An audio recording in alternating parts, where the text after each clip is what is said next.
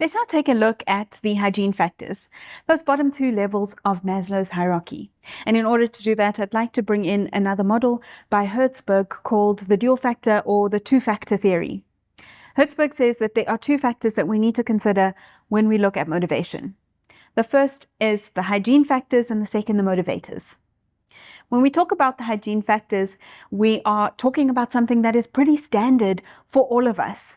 And these are some things that are necessary, that if we don't have them in place, they can really demotivate us. So some examples of this are knowing that you're going to get a salary every month and that it's sufficient for you to make your payments and do the things that you need to do. That you have safety in your job, in the way that you work, and also that you are respected for who you are. The second factor are the motivators. And these are the things that boost our motivation. So these are the things you can put in place to increase motivation and encourage motivation. When we talk about motivators, some examples of this are having enough responsibility, feeling like we're given space to do our job, that we can grow, and that we have a sense of belonging in the place that we are working in. What's interesting is when we consider how these two come together and what happens if we have some of them in place and others are not in place. So in the worst case scenario, neither of these two factors would be in place. We don't have our hygiene factors and we don't have any motivators. And there's absolutely no hope there for someone to be motivated and engaged. But if we do have our hygiene factors in place, but no motivators, that's probably, if you think back to the first video where we spoke about the 2/3 of people that are not highly motivated, they probably fit mostly into this category. They are the people that are not specifically demotivated, but they're also not extremely motivated or engaged. So they will just be doing what they need to do.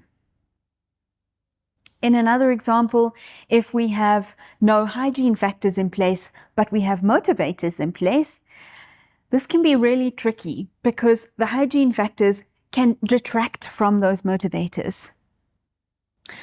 A couple of years ago, I led a team in a mining organization. And as I started to lead the team, I noticed in the first couple of weeks that there was one person that was really struggling to meet their responsibilities, said they were going to do things and wasn't able to complete their tasks.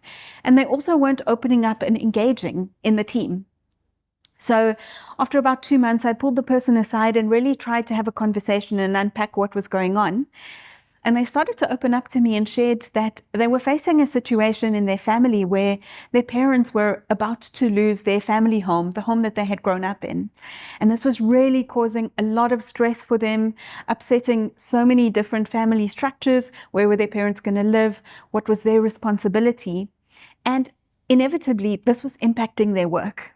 And this is a good example of hygiene factors not being in place, and even in the context of the environment where they were provided with feedback, given a lot of motivating factors, without those other factors in place or something that was taking up so much space for them, they were unable to feel motivated. And of course, the best case scenario and the scenario we want to aim towards is having both the hygiene factors in place and the motivators in place. When we have both of them in place, we're able to fully engage and really bring our best selves in and thrive in our work environment. You'll see people taking on responsibility, bringing in their ideas, not feeling stressed about having the basic things in place and being able to engage further and deeper into the work and in the organization. I'd like you now to take a moment and think for yourself about what you're seeing in your team, in the organization around you. What are the things that are in place? Which factors show up more? And for yourself, are both of these factors in place, and what do you need in order to feel motivated?